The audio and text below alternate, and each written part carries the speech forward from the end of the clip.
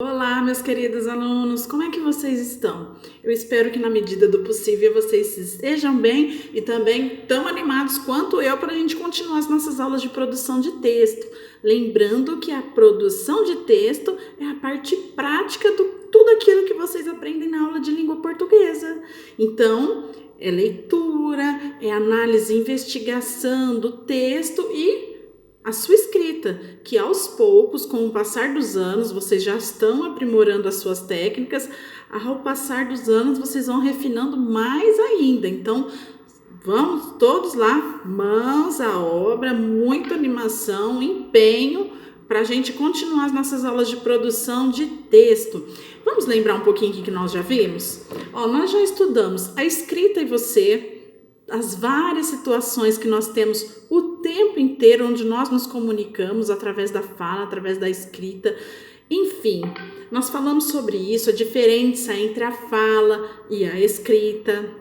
Nós falamos sobre quando inventar não é mentir, que existem textos que têm esse compromisso com a realidade, com os fatos, e existem textos, como a poesia, por exemplo, que tem aquela liberdade de se trazer uma técnica mais perfumada, mais criativa, que envolve sentimento e que não tem certo compromisso com a realidade, que é mais para entretenimento. A escrita, ela serve para muito, tanto para comunicação quanto para a gente se divertir e persuadir e muito mais.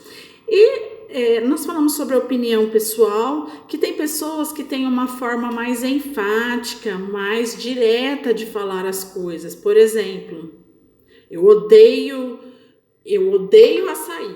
O outro fala, eu não gosto muito de açaí. As duas pessoas disseram que não gostam de açaí, entretanto, uma foi mais enfática, mais direta, e a outra foi mais discreta. Existem essas formas que a gente vai percebendo qual é a melhor maneira de se comunicar, fazer adequação linguística a partir de onde nós estamos, para que nós estamos escrevendo, Nós vamos percebendo isso através de prática. E hoje nós vamos falar sobre o resumo. Vocês já estão trabalhando resumos, já fizeram resumos, e o que nós vamos colocar em prática o resumo? Eu só vou retomar com vocês o que está desde a página 131 até a 136. Aliás, eu vou pedir para que você, antes de realizar qualquer atividade, você assiste esse vídeo todinho. Depois você vai ler página por página, até as atividades que estão sendo solicitadas, você vai ler tudo, ter conhecimento do texto completo, para depois realizar a atividade que eu vou orientar como deve ser feita. Bom, resumir. Resumir é a mesma coisa de que você enxugar um texto, Existem informações que elas são destaque, que elas são mais relevantes. Você vai simplificar o texto, você vai trazer ele para uma linguagem mais acessível, que traga questões mais diretas a respeito do que se quer tratar. Você vai encurtar, você vai ir direto ao ponto necessário, você vai buscar a ideia central, o essencial do texto que você vai resumir. Enfim, para você conseguir enxugar um texto, você tem que ter conhecimento dele. Então, para ter conhecimento, eu tenho que fazer a leitura completa primeiro do texto. Eu tenho que conhecer o texto, a importância da leitura, da sua análise investigativa. O que o título me traz? Como o assunto está sendo colocado? Qual a intenção do autor?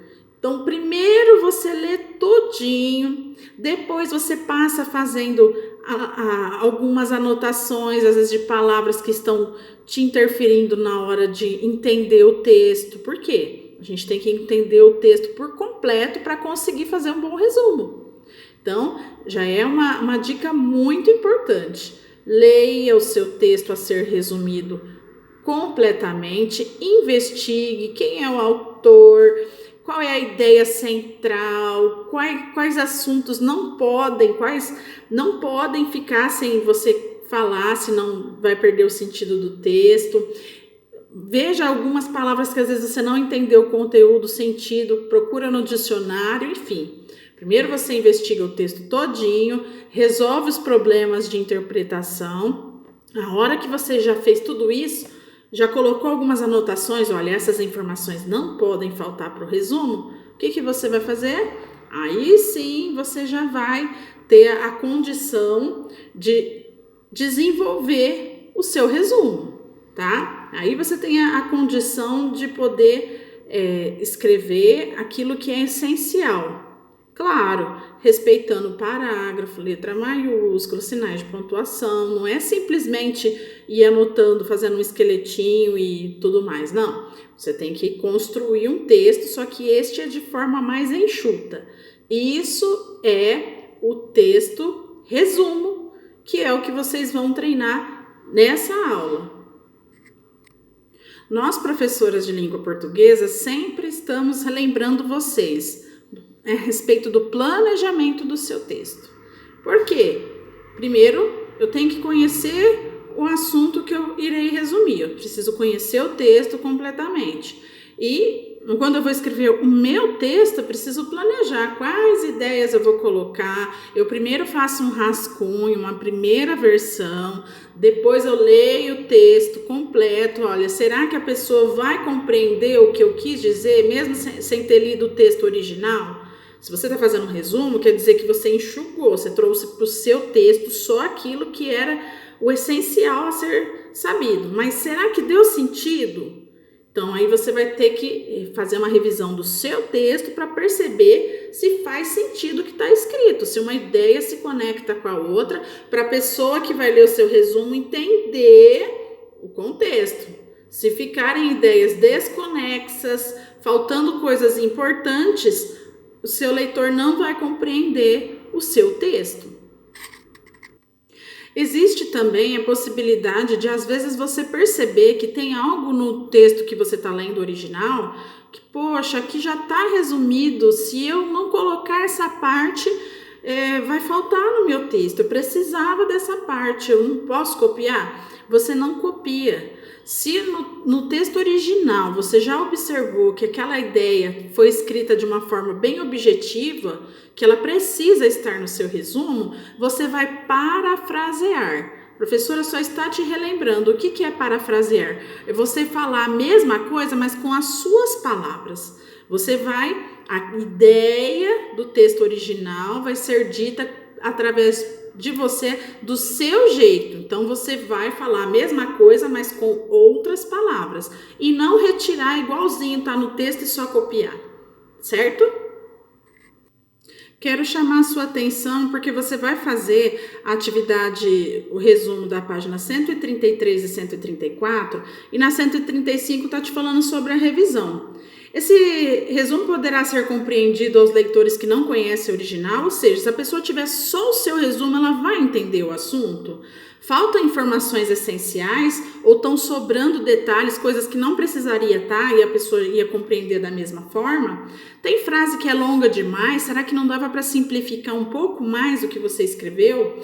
Tem frases que estão incompletas, que você achou que resumiu, mas está faltando informação importante?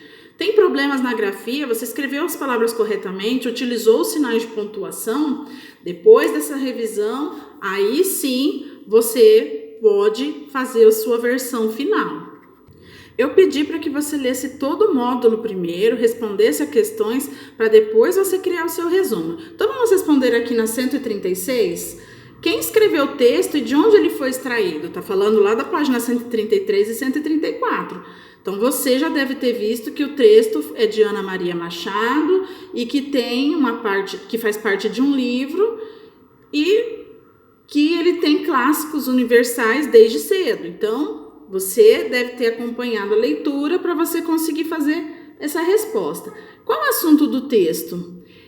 São as razões que levam o leitor a gostar de determinada obra literária. O texto trata das razões que geram o prazer de ler. Então, São pontos principais que devem aparecer no resumo. Em quantas partes você dividiria esse texto? Geralmente ele vai dar aí entre 3 ou 4 partes. E depois você teria que responder a questão número 2A.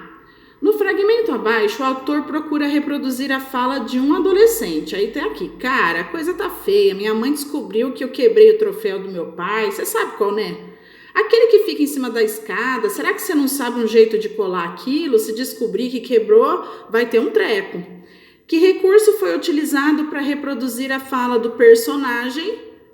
Então, pode perceber que na maneira que está escrita, ele quis usar aquele recurso de mostrar que a fala, a escrita está mais ou menos como a pessoa falaria. Então, a reprodução dos sons da fala, porque se nós estivéssemos escrevendo na língua portuguesa padrão, vocês sabem que C não seria C, não teria o né, tá?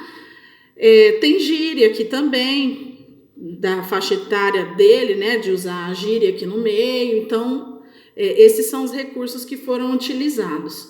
Reescreva o trecho em seu caderno adequando as normas da linguagem escrita. Então, seria assim, cara, a coisa está feia. Minha mãe descobriu que eu quebrei o troféu de meu pai. Você sabe qual, não? Aquele que fica em cima da escada. Será que você não sabe um jeito de colar aquilo? Se ele descobre que quebrou, vai ter um treco. Então, vocês vão reescrever colocando na norma. Então, C é você, se é C. Então, você reescreve trazendo para a norma padrão. E a atividade B do 2 tem outro texto, só que ele não tem organização. Ele precisa, como tem diálogo, fica difícil a compreensão, porque eu vou ler como está escrito. Por que você está com essa cara, mano? É que não está fácil meu pai me deixar ir ao jogo, mas porque você está falando isso, meu pai diz que não vai deixar, que não adianta eu pedir, eu abusei da TV e do computador, você abusou mesmo, sei lá, mas dá para ficar sem TV, todo mundo vê até ele.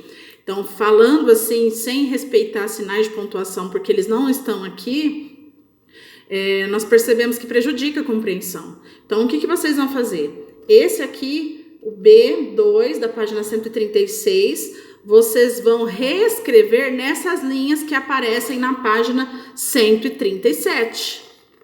Vocês têm linhas aqui em branco, vocês vão reescrever esse texto utilizando sinais de pontuação e vão colocar aqui na 137.